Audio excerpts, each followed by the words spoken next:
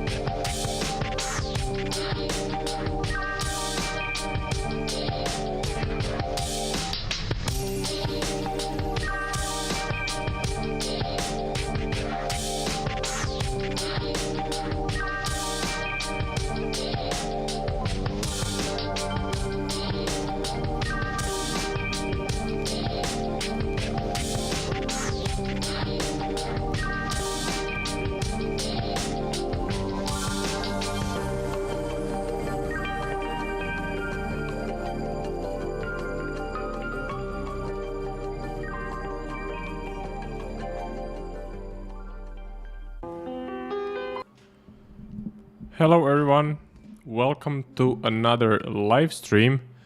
So let me check if everything is working well. Looks like the sound is good. Trading view is up. Let me just get my chat up. So open the chat like this. Okay. So, I hope everyone is doing well. This is another Thursday, so another stream, classic time, around 5 p.m. London time. If you guys have any questions or chart requests, strategy questions, psychology, risk management, of course, you can put it in the chat. So let's get started.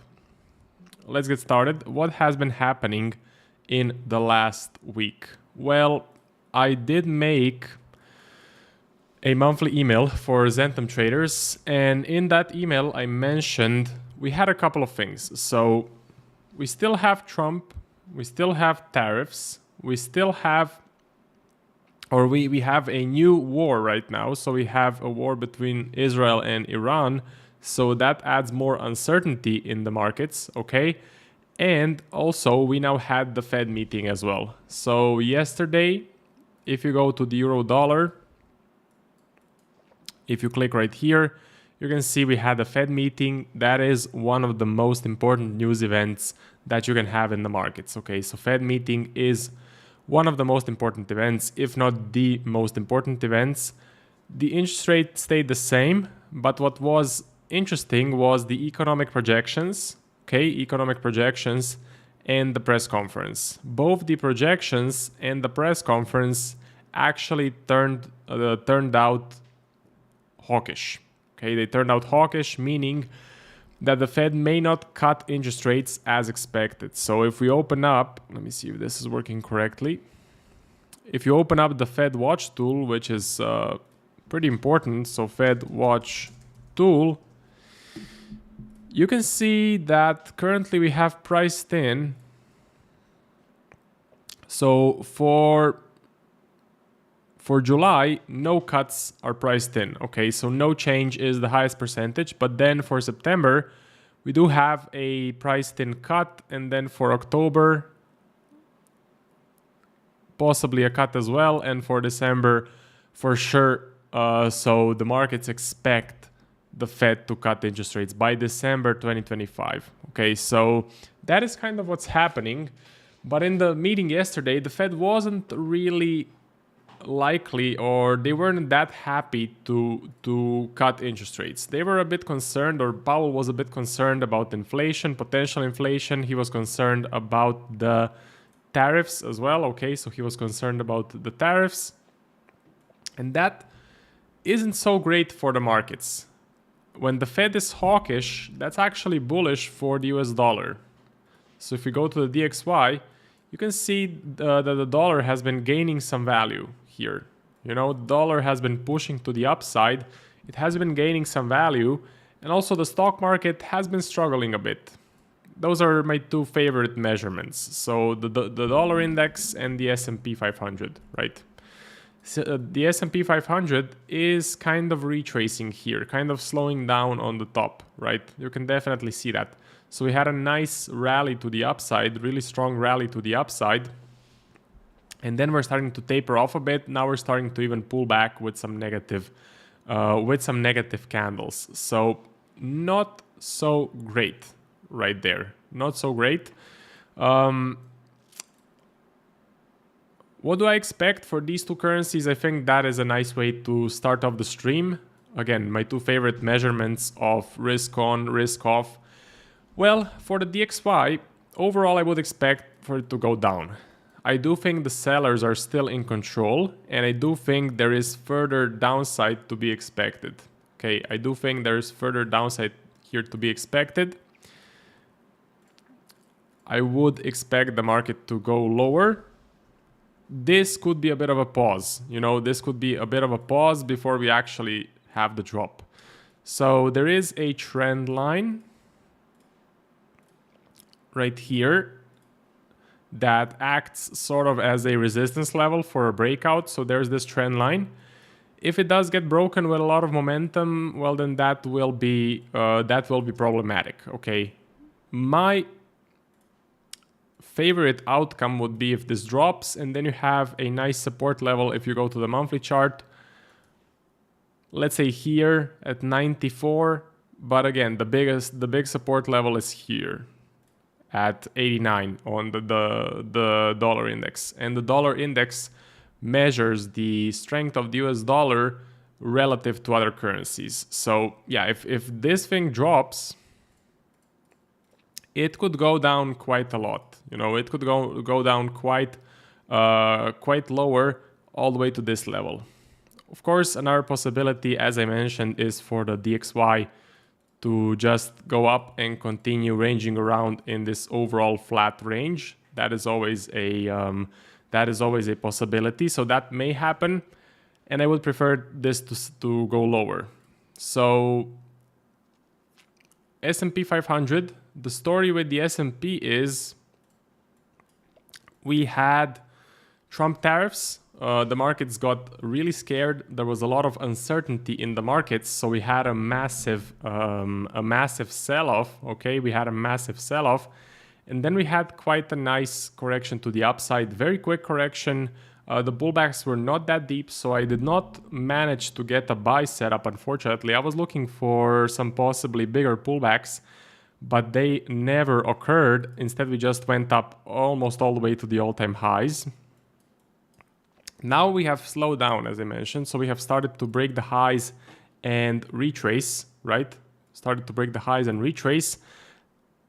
Not the best. So possibly we're going to get a bit of a pullback. A little bit, maybe to this level. maybe to this overall level of support. Yeah, this is kind of a level where I would expect the price to bounce. So I do think we're ready to get that bigger pullback and then possibly go to the all-time highs. Now that's pretty good because if you're looking for buy setups, if you're buying right there, let's say, and you're aiming for the all-time highs, you can get a much better risk to reward if you get in a bit lower, right? If you wait for the price to pull back a bit. So yeah, that's kind of good. If the price can pull back, I would be happy to look for buy setups on the Nasdaq. Yeah, I hope I explained this whole situation correctly. And also one more cool thing that I found out from Chris Pulver. If you want to get breaking news for free, you can go to this website, Financial Juice, okay? financialjuice.com. And here, if you just sign up, you get a free account and you basically get all of the breaking news for free pretty quickly. So there is a bit of a delay, but the delay is like, I think 1 minute or something like that. So yeah, you have gold prices come under pressure. Iran held direct talks with the US. WTI hits multi-month highs. GBP/USD stabilizes after BOE holds rates. Okay. Oh cool. There was a meeting. There was a meeting from the Bank of England. Yeah, interest rate decision. Okay, interesting stuff. Not really a big reaction. Let me check it out on the 5-minute. First a sell-off and then a push to the upside. Interesting stuff. Why would they do that? But yeah, I forgot that was on the schedule. Let me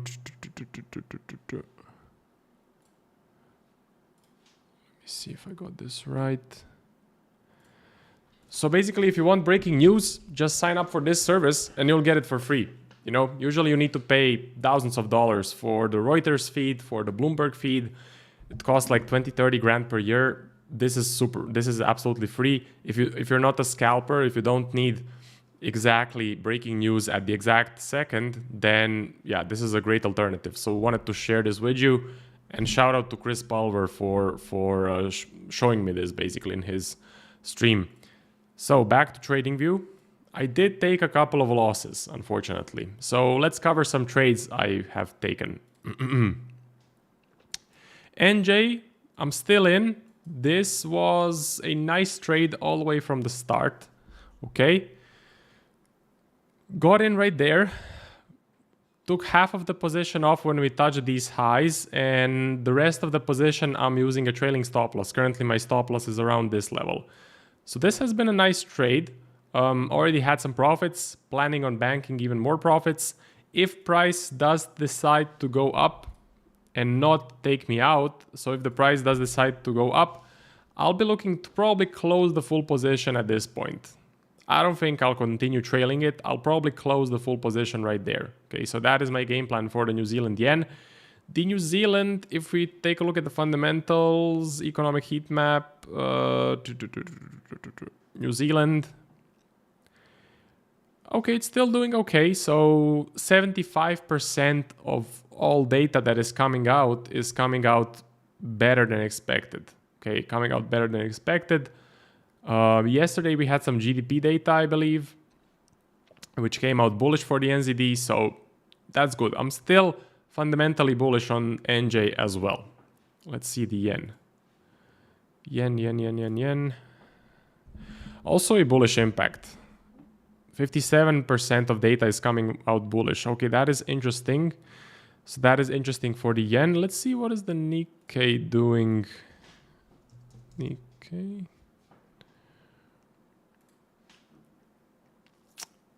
Okay, so the Nikkei is nowhere near this high. It had a bit of a V reversal as well. I don't really think this is a great buy, although the economic data is suggesting that this is a great buy. Economic data is suggesting that the Japanese stock market is doing well right now in terms of fundamental data.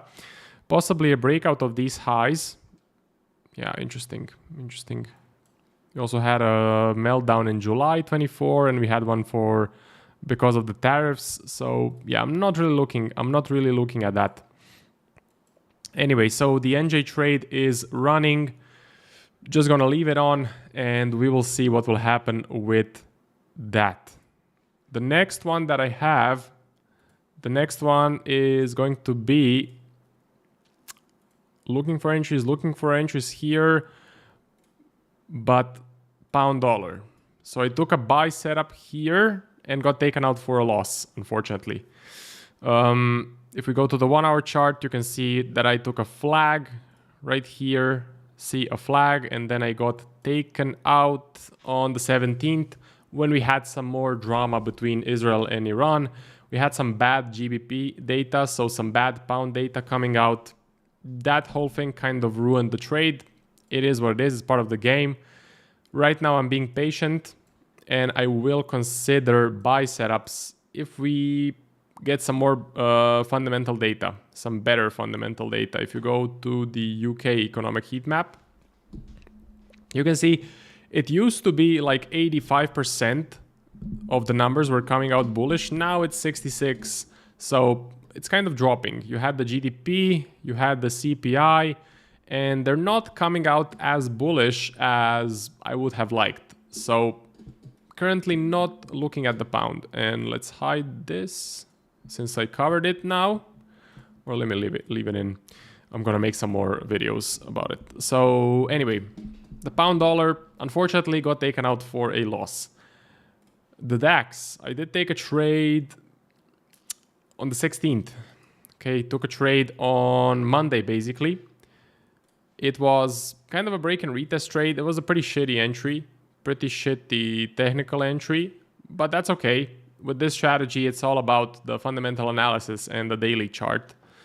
So I was looking sort of at this push, pullback, push, retest of this level, and that's where I got in at the retest. What I liked was, of course, the daily chart, where we touched this level of support. See? So we touched this level of support, and I thought we were going to bounce. Also, fundamental analysis was telling me that the DAX is pretty bullish. If you take a look at the European heat map, you can see a lot of the numbers are coming out better than expected. A lot of them, even CPI, no, it's coming out neutral. But yeah, most numbers are coming in better than expected, which is bullish for the stock market, or should be bullish for the stock market. So I thought this was pretty good. I thought this was worth it, worth taking a trade. And yeah, game plan for this one, after taking the loss, I'm gonna wait. I'm gonna wait it out. We're starting to build some selling pressure here. We're starting to break through this overall level of support. We're starting to break lower, so that's not really great. That's not something I want to see. If we do get a recovery,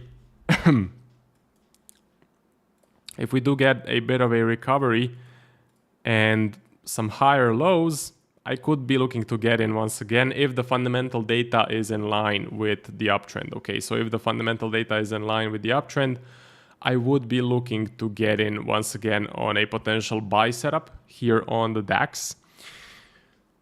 Next one is Bitcoin. That's my final trade. So around 4 trades: NJ, pound dollar, DAX, Bitcoin. Bitcoin was a risk-on play, a very risk-on play. I liked cryptocurrencies. I liked the uptrend. There was a pretty strong uptrend. Then we pulled back a bit, went up again. I got in with a break and retest.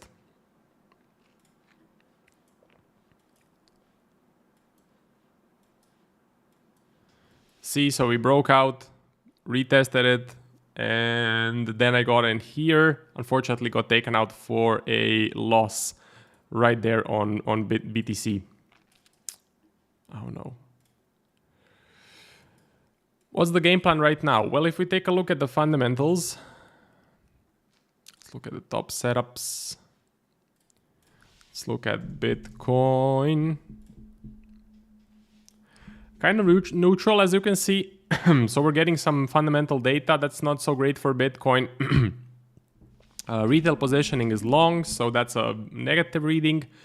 Commitment of traders is neutral.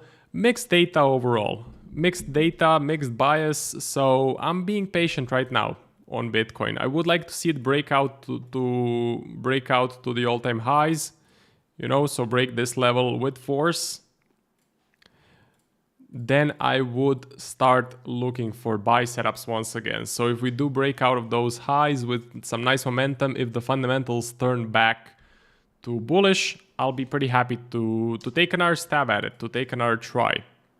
And that's usually how it goes. So it's also something that trader Nick, Miko, and I have been talking about on today's stream from Nick. And that is that you won't usually... Your first position usually will be wrong, right?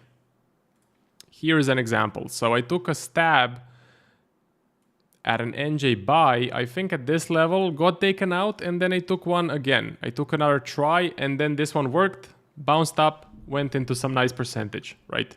So you never know which one of them is gonna work. You just try to get in with controlled risk, so you don't risk too much when you get taken out, when you take a loss, and you don't know if the first one will work, second one, third one, maybe even the fourth one, you know. So you could be, for example, on Bitcoin, you could be buying, let's say you bought here, got taken out, you bought there, got taken out, as I did, and then finally another opportunity arises. You try another buy setup, and then the price goes up a lot and gives you, like, I don't know, a 4-to-1, you know, a 4-to-1 risk to reward, which pays for both of your losses, and gives you even more profit. So that's usually how trading goes. Trading is not perfect. Trading is very imperfect, and yeah, a lot of people struggle. So a lot of people struggle to handle the losses, you know. But so far, I kind of got used to it. I've been trading for a couple of years now. Losses are a part of the game. You're never gonna get a perfect entry. It's gonna take a while to get a good entry. But once you do get it, you should keep your winners much bigger than your losses, right? So I could have closed NJ prematurely, let's say here, or close the full position when we reach this high. But who knows, maybe this continues up a lot. Maybe I bank a lot more percentage than expected. So if you can keep your winners and not prematurely close them, that's very good for your trading, right? A lot of people, when they're in a loss, they leave it run for days, weeks, maybe even months. But when they have a winner, they want to bank it as soon as possible. So they want to take their profits as soon as possible. It's just the urge of having money in the account and wanting to quickly take it out, possibly spend it. And that's where most people go wrong. The right approach is the exact opposite. So when you have a loss, you should quickly cut it. And when you have a win, you should keep it as long as you can. So as long as you can handle it, or as long as your trading plan allows for you to be in the trade, as long as the market is continuing to go up, creating higher lows, higher highs, you should still be in those trades, right? You should still respect those trades and respect your trailing stop loss management. So yeah, for Bitcoin, we could be forming also a bit of a inverse head and shoulders pattern, also known as a cup and handle pattern, also known as a V reversal and a range pattern. So it's all the same thing, different name. Bullish patterns, okay? So those are all bullish patterns.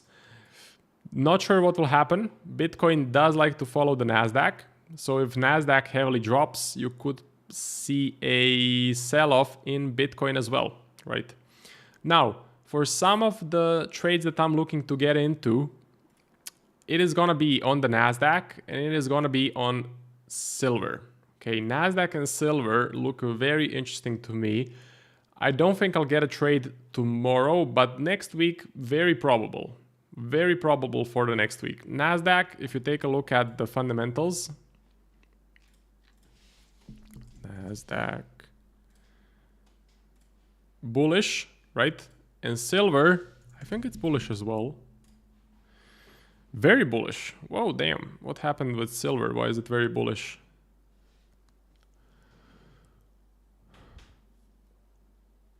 Let's see. Retail sentiment. Okay, so the retail got heavily short. Can we read the sentiment though? Retail sentiment. Let's see. Symbol silver.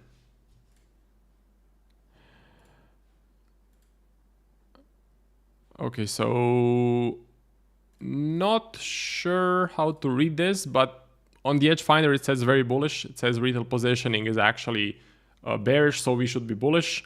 Commitment of traders, so the bigger players look to be bullish on silver, which is great to buy. Okay, so the Nasdaq is first. I don't really want to get in here. I want to wait for a bit of a pullback. I think we're due for a pullback. I think that could easily happen. And then you could get a scenario of, again, kind of the inverse head and shoulders, right, left shoulder, head, right shoulder before we do break to the upside. So that's a bullish pattern as well. If we do pull back to this level, I'll be looking for entries on the 1 hour chart. Okay, I'll definitely be looking for entries on the 1 hour chart for the Nasdaq. I have my alert set. That's the level I'm looking at. For silver, I would be pretty happy to get into silver. At sort of these levels. I think these levels are high probability. Maybe not like a huge position, you know, maybe like a bit of a smaller position, because we could reach this lower level of support that we had. We could go all the way to here. Okay, but if I take an initial stab like this with a pretty tight stop loss and then have another setup, another long trade right there, I think that could be pretty good. That could be pretty high probability. So the game plan for the next week is I'm gonna take a trade here. I have my alerts set on the 1 hour chart. If we do retrace into that level, how that could look like on the 1 hour is we can get a bit of a descending structure, push up, trade, okay, or a bit of a descending push up like a break and retest, or you could get a reversal setup, which is something like this. Then you get in here, any sort of an entry that we use at Zentum. So basically any classic entry that we use at Zentum trading. We could also range around and then sort of sweep the lows like this, get a buy setup here on this leg. That would fit the plan as well. Those are my favorites. Nasdaq and silver. Okay. Now for the rest. S&P 500 we already covered. The VIX is actually going up a bit. So the VIX is going up a bit. This is the volatility of the S&P 500 index. Very important if you are an options trader. If you're trading the S&P, it's very important as well. And usually how it goes, it's an inverse relationship with the price of the S&P. So if volatility is going up, something is wrong with the S&P. S&P is probably going down. If the volatility is going down, usually S&P actually goes up. Okay, so that's how it goes. I'm not going to spend too much on the too much time on the VIX. What you just need to know, if you see the VIX exploding up, you're probably going to see the S&P 500 melting lower. Okay. Now US oil is a very interesting asset, okay? Because with the Iran and Israel tensions, US oil is just exploding up. And I'm not seeing the tensions being resolved. I'm just seeing every day new missiles flying left and right, new tensions growing, then some peace talks, but they fall through. So it's a big mess. It's a big mess. Iran, I think, produces a lot of oil or has a lot of oil fields. So when there is uncertainty, when there is concern about oil production, prices go up. That is what happens. And that's exactly what you can see here. So prices exploding to the upside. Let's see by how much. You know, around 18% from, let's say, the 20...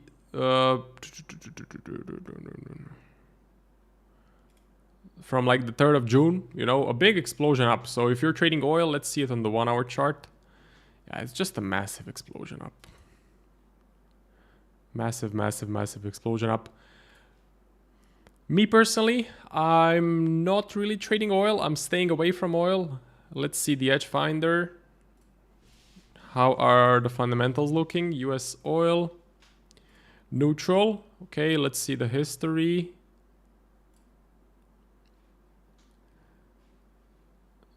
Is this the one? No, this is the one. US oil. I mean, the uptrend that we're getting is something that is really unpredictable. You know, okay, you had a bit of a bullish reading on the 16th of June, I believe. Let's see that on the chart. 16th of June. Okay, that's here.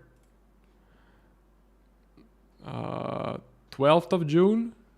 Okay, let's see that. 12th. Yeah.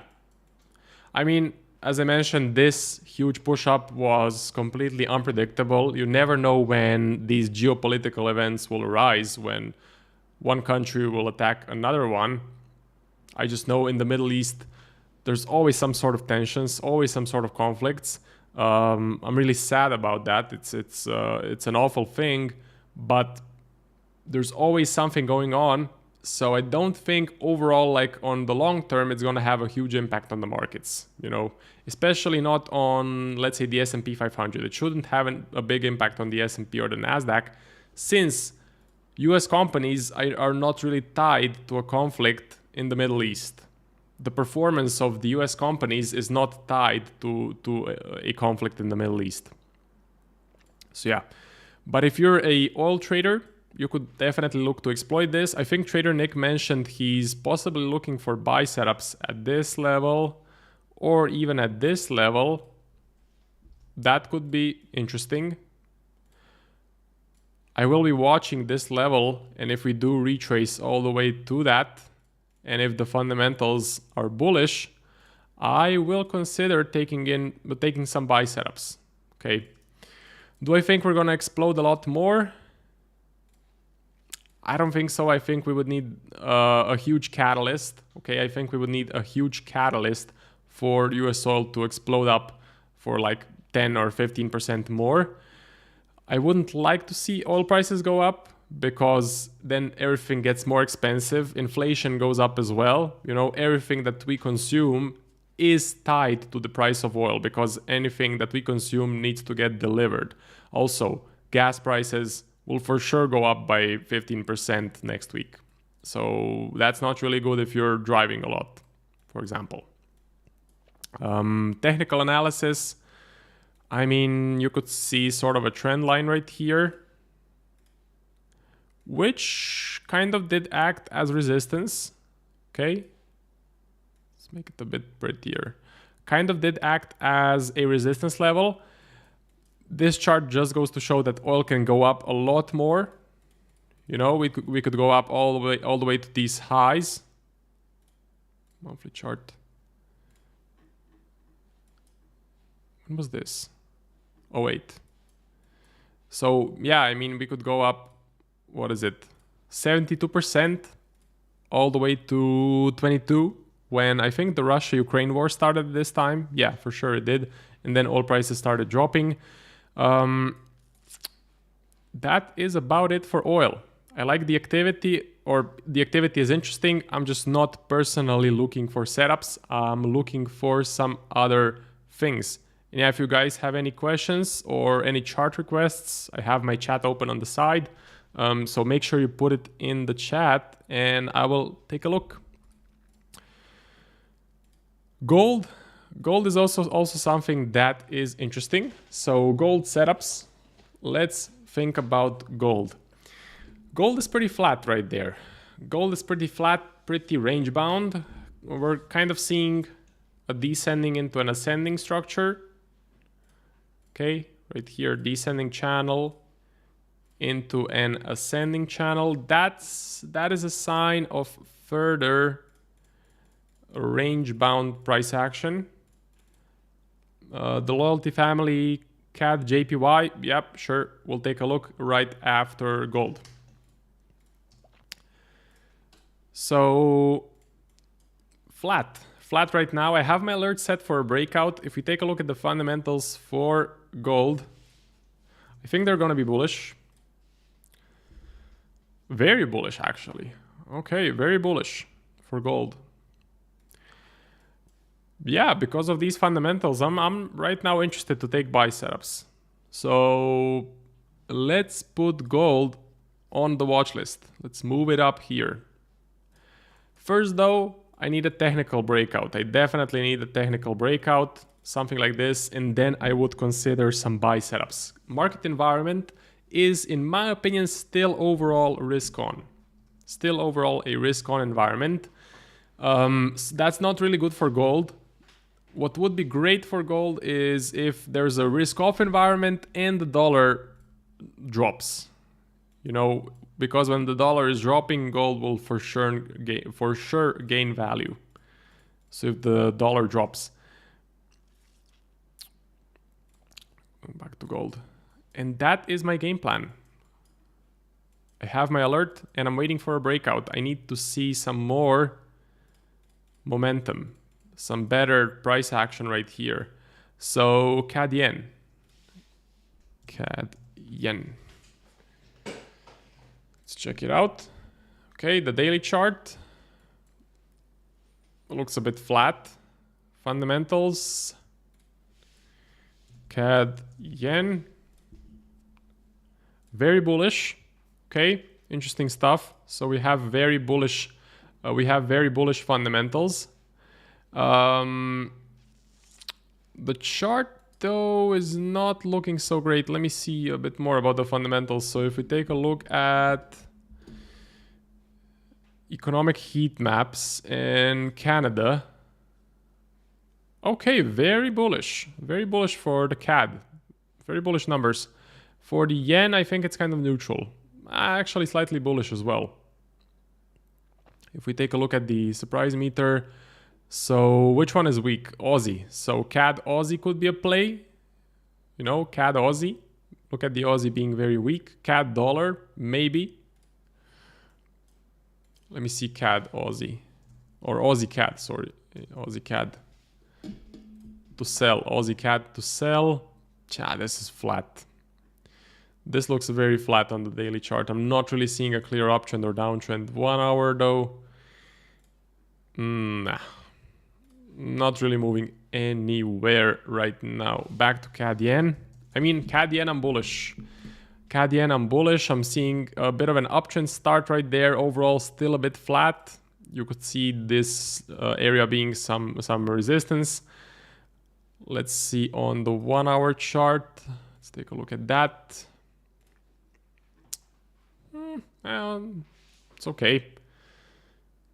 If I do get a breakout, if I do get a nice strong breakout like this, could consider some buy setups, but I would look for a bit more momentum. I think NJ is a bit, or was a bit better. You know, NJ was looking a bit better, a bit more bullish. CAD yen.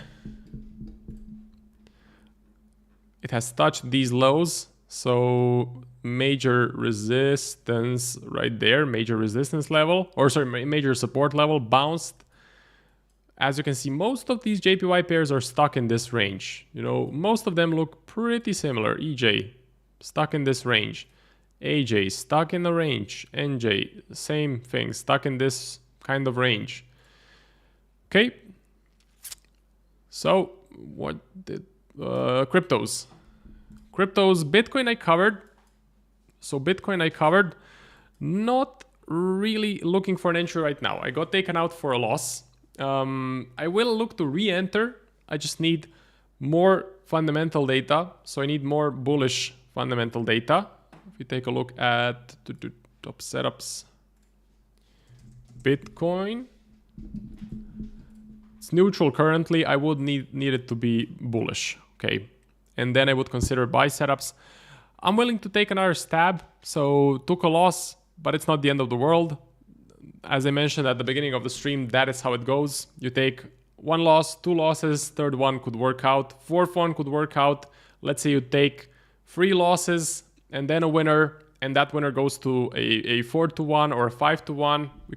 We could picture that. So -1%, -1%, -1%, and then for the fourth attempt, you get +4%. Okay, so that's net +1%, and that's okay. So net +1%. Whoop. +1%. That's how trading goes. So usually there's clusters of good luck and clusters of bad luck. So when you get winners, usually they're all stacked with each other. When you get losses, usually they're all stacked with each other as well. And if you know your statistics, if you know your backtesting, then it doesn't matter, because as you can see, you can take a -1, -1, -1, and then a +4, and then you're still up. You're still making percentage. So that's trading. It's a tough game. If you stick through the losses and you know your statistics, you can make money. It's not that hard to make percentage. I would say it's not that hard, but it just takes a lot longer than people expect, and you can make much less than you think. You think you can make 5 to 10% per month. It's not going to happen consistently. And you think you can, like, in 1 year get rich from prop firms, which you definitely can't. You can make some decent gains if you pass some accounts, but you cannot get rich quickly. So trading is not a get rich quick scheme. Okay. Ethereum. I mean, Ethereum has just been pretty boring. Pretty boring. I like Bitcoin a lot more. I think Bitcoin was a lot more active. We had this major sell-off in Ethereum, and then this huge pump out of nowhere. I'm not sure why this happened. I don't think anyone knows why this happened. And now we're flat. Now we're being pretty flat right here on Ethereum. So I would be looking for a breakout. I mean, for trading purposes, Bitcoin is a better play for in my personal opinion. Bitcoin looks more interesting in my opinion. Ethereum is kind of weak. You know, this sell-off was quite extensive. Bitcoin didn't have such big of a sell-off. Then this push up out of nowhere, and now we're back to being flat. Now we're back to being range bound. Yeah, if you're an investor, Ethereum may be a good play, but for traders, I'm not really sure how to trade it. Bitcoin is a bit more clear because it's tied with the Nasdaq. It's a risk on asset, and I can see the flows. I can see the trends. I can see the trend going up here, then a correction with the tariffs, and then another pump to the upside. There's a lot more activity here. And look, if you zoom out, I mean, Bitcoin just looks much more healthy than Ethereum. Ethereum overall kind of stuck in a range. Bitcoin, though, at the all-time highs, or very near the all-time highs. Okay, so the DXY, I did already cover the DXY. Just give me 1 second, I'll be back.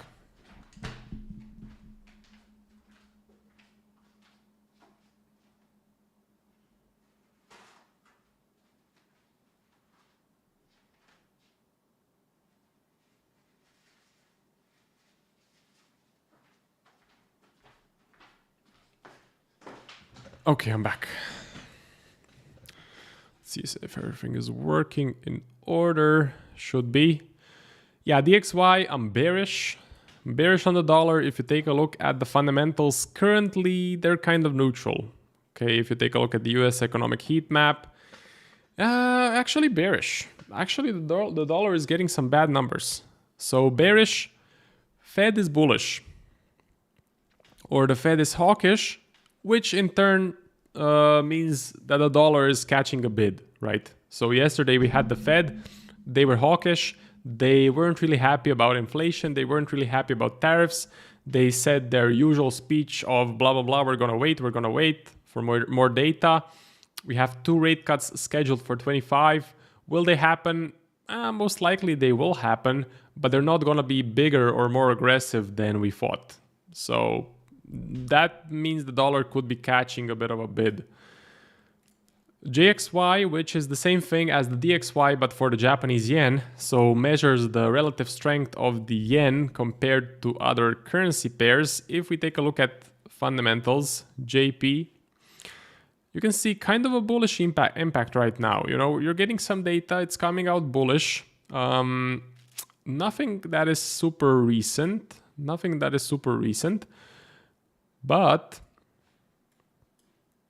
but yeah, this is definitely looking a bit flat in my opinion, a bit neutral. The DXY is a much easier technical read than the JXY. DXY is sort of respecting this line, this trend line, and just kind of bouncing off of that, while the JXY is being a bit flat. It had this massive push to the upside during the risk-off environment. Again, risk-off environment, gold goes up, Japanese yen goes up. Usually the dollar goes up as well in a risk-off, but this risk-off was tied to the US, so tied with tariffs, and because of that, dollar actually went down. The dollar actually lost value because people were flocking out of the United States, out of the US dollar into other safe haven assets. So in JXY, on the Japanese yen, I can't really get a great reading on this one. For the bond market, I'm looking at the US 10-year yield. You're looking at the 10-year bond market. Okay. And it's looking a bit flat here. Not really going anywhere specifically. Kind of ranging around alongside the S&P. The US administration would prefer to see this go down. You don't really want to see the bond market go up or the bond yields go up. That means the US debt gets a lot more expensive.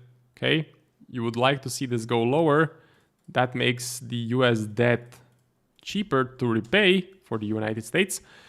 But until we get some sort of a major move either on the dollar or on the S&P, I don't think we're going to get a reaction in the bond market. So everything is kind of in a standstill right now, or in the last few weeks.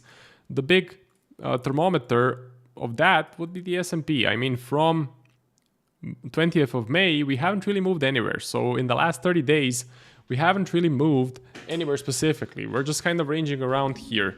And that could be an issue for a lot of investors, for a lot of traders. Well, there were a couple of issues. First, there was a massive sell-off. If you're a huge investor and you had this sell-off happen, your portfolio would be very much in the red. So you could have panic sold, and that could have been very problematic. Then we went up right there pretty fast, pretty rapid. It all happened in a couple of weeks, minimal pullbacks as well, and now we're flat. So a major concern of a lot of investors and hedge funds if we're just gonna have this slow grind to the upside, just kind of range bound, but also moving up slowly. That's a major concern that a lot of investors have, and this market is very tough to make money in. Very tough to make money in this sort of a market. What investors would love is to see this. So, and traders as well, to see this, just the price rocketing to the upside, having some corrections, but overall just skyrocketing to the upside with clear higher lows, clear higher highs, clear market structure, and that is a great environment to trade in. Okay, that is a great environment to trade in. Let's see the stream. Okay. What you could trade, what is pretty interesting, is when the markets are flat like this, you can actually trade options. Okay, you can trade options and you can collect a premium. Now, the problem with options is if you're a trader with very little capital, it doesn't really make sense to trade options. Like most prop firms, they allow futures, they allow CFDs, but I haven't seen any prop firms that allow you to trade options. So you need to have a big account, you need to have a lot of equity to trade them, but if you do have a big account, if you do have a lot of equity, then you can make money even in these quiet periods. And what you're doing is by selling, I believe it's the process of selling calls. You could be selling calls and you could make a bet that the price will just stay at this level, that we will not break out higher. You can make a bet and keep collecting that premium. Just keep collecting income, keep collecting premium. And as long as the price continues ranging around like this, you're making money, okay? You're making money and it's great. So that's why options are very interesting. But unfortunately, options are very inaccessible to us traders, right? And the moment I or anyone else mentions options, like Trader Nick also told me this, most people just click away. And like the video that he does that concern options trading do the worst. They have the worst performance because first, they're very complicated. They aren't easily accessible. You need a lot of equity. There are no prop firms that can fund you to trade options. So yeah, there's just very little interest in that, which is pretty sad. Hopefully in the future we get some prop firms where you can trade options and collect that premium, collect that income. There are some very good, some very interesting options trading strategies, okay? Yeah, some very good options trading strategies. And another cool trading strategy that I was looking into was more of like a day trading scalping thing. And I can quickly go through that. So for example, I'm going to tell you what I was looking at. I was not really trading it, but I was definitely looking at the market's reaction for the press conference. If you look at the 5-minute, right there. So you can see first when the projections and the interest rate came out, we went up a bit and then we sold off heavily. Now, where there's a big edge, and this is something that the THA guy trades on Darwinex, you can check him out. His ticker is THA, okay, on Darwinex. He trades exclusively these sort of events. So what he tries to read is he tries to read the economic projections. Oh, come on. He tries to read the economic projections, and if they are higher or lower than the last ones, right? If they're higher, that means interest rates should go up, and that is bullish for the dollar. If they're lower, that means interest rates should go down in the future. That is bearish for the US dollar. And then also he looks at the Fed Chair Powell speech. He looks at what Powell is saying. Is he concerned about inflation? How does he know that it started going down? So in this case, you could have noticed Powell's speech, okay? For this specific scenario, first you also had the economic projections, which I was watching, and the numbers came in higher than expected, okay? So the interest rate, the future interest rate, came in higher than expected. That's bullish for the dollar. That makes the euro dollar go down. I think it's going to be easier if we go to the DXY. Yeah, see here. So economic projections came out and they were hawkish. That is bullish for the dollar, so the dollar went up. And then also Powell came in, and in his speech, he was very concerned about inflation, or not very concerned, but he was hawkish. He didn't like tariffs. He didn't like inflation. He wasn't really sure if they were going to cut interest rates soon, when they were going to cut rates. Will they pause and just leave the interest rate as it is? So the markets interpreted that as being hawkish, as being bullish on the dollar and kind of bearish on the US economy. And that's why you saw the dollar gain value. So what the main guy at Darwinex does is he tries to buy, for example, right here. And then during the press conference, if he hears something interesting, he gets in on another buy setup and he tries to close it somewhere on the top, right? He has some sort of parameters, some risk management, some take profits. So he builds a trade around a central bank event. And the only thing that he trades is central bank events. You have a lot of them. I mean, you have at least one a month, I think. At least one a month. The most problematic one is the Japanese yen, because I'm not sure that you get those in English. You have to be you have to know what you're looking at. You have to possibly even know the language. But for example, Bank of England, ECB, Fed, RBNZ, so that's New Zealand, Swiss, okay, Swiss. Couple of those currencies, you could really take advantage of this edge. You could really monitor. I did a lot of research on this. I just didn't implement it in my trading because it's tough to get the data on time. It's a matter of seconds. If you're not fast enough, this can go flying without you. So you need to be really, really fast. I currently don't have access to that data. It's very expensive to get it right at the same exact second. You need a Bloomberg terminal or a Reuters terminal, okay, which I don't have. Very expensive, 20-30 grand per year. But it's anyways, it's a very interesting concept of trying to time these things and then looking for buy setups. And like we can take a look at his performance also. If we go to Darwinx. No, Darwinx. Log in.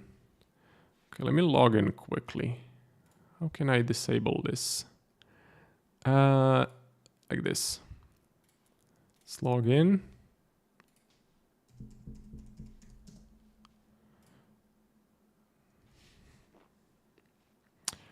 Okay, we're in. And if you go to Darwinia, if you go to THA as the ticker, here, I always like to click on the underlying strategy. You can view at the Darwin, like the index, but the underlying strategy is always more interesting. And you can see the performance. I mean, I think this guy has been solely trading this approach from 2015. You know, look at this percentage, it's crazy. Now, 2025 has not been the greatest. He's only up 0.18%. He's using very little risk. But you can have bad years. You know, here in 2019, it was bad. 2020, it was pretty bad. And now 2025 is pretty bad. But having such a track record all the way from 2015 to 2025, this is amazing. Like every single year, he's positive. Maximum drawdown is only minus 15%. That's very small. So awesome results. And he's been doing this for years now. You can see the equity curve. Investors, how much investors does he have? 23 million. I think he's the top guy on Darwinx. I think he has the most capital. So at 23 million for him. And the Darwinia allocation is currently 65,000. So yeah, around 23 point, let's say 200,000. Wanted to show you that. So if you guys have any more questions, make sure to put it in the chat because I will be wrapping up the stream pretty soon. So any chart requests, questions, anything you want to see, let me know. Quick run through the currencies. Let's check it out. So we're going to do these 6. Euro dollar, pound dollar, Aussie dollar, EJ, AJ, NJ. Euro dollar a bit flat and corrective here on the 1 hour chart. So I think it's easier to follow him. Yeah, for sure. You can invest into his Darwin. You can do that for sure. So Darwinx offers you the option to connect you with him, and you can invest into his sort of hedge fund, which I do recommend. I personally don't have anything invested into THA because I want to take all of my money for my personal trading. But yeah, that's a smart move. You do basically zero work and you still get awesome results. Awesome results with his trading strategy. So euro dollar a bit corrective here. Now this is for the Zentum strategy. Okay, this is for the Zentum strategy. We can rename it here, Zentum strategy. I don't know what that language is. Yeah, I'm not sure what that language is. Sorry, if you can put it in English. Euro dollar a bit corrective here. Pound dollar kind of pushing up with not a lot of conviction. Aussie dollar has been really flat. in the last couple of days. Really, really flat price action. Not seeing much potential here. So just kind of flat and corrective. Broke out of these lows. Just see the message. I can see, okay, you want Nasdaq. We can do the Nasdaq. Just kind of corrective here, breaking the highs, breaking the lows. Perfect if you want to trade the range, right? You know, if you want to look to buy the lows and potentially sell the highs, that could be an interesting play. Okay. EJ was actually the only currency pair on my watch list for this Zentum strategy. So yeah, pretty corrective there. Then we had a nice impulse. At this point, I really liked this momentum. I really like this impulse. I really like this movement. And I was looking for buy setups because this was pretty clean, pretty nice. Nice candle, nice candle, nice candle. And then we just sold off. We had a lot of selling pressure in these two candles, which was too much selling pressure. So I did decide against taking a buy setup. Right now, I'm not interested. If the price can follow up on that bullish momentum, then I would be happy if we can follow up on the bullish momentum. AJ just flat here and corrective. NJ was kind of starting to sell off on the 1 hour. You know, we had this move, no entries, then selling off some more, but we didn't get that sustained downtrend that I would like to see. We didn't get that, unfortunately, for the New Zealand yen. So the best one for today is going to be the euro and the Japanese yen, which I would like to see continue up a bit more. What do we have? Inflation rate prints. What is this? Manufacturing, business climate. Okay. Now I noticed the Nasdaq in the chat. Marko is a Finnish name. That's why I got confused. My apologies. Yeah, no worries. I'm from Croatia, actually. Croatia is near Italy. So yeah, Marko is a very popular name here in Croatia. I didn't know it was used in Finland as well, so that's pretty cool. I'm gonna let you know about the Nasdaq. I'm looking for buy setups. The overall theme is fundamentally the Nasdaq is bullish. The market environment, in my opinion, is risk on. Okay, risk on environment.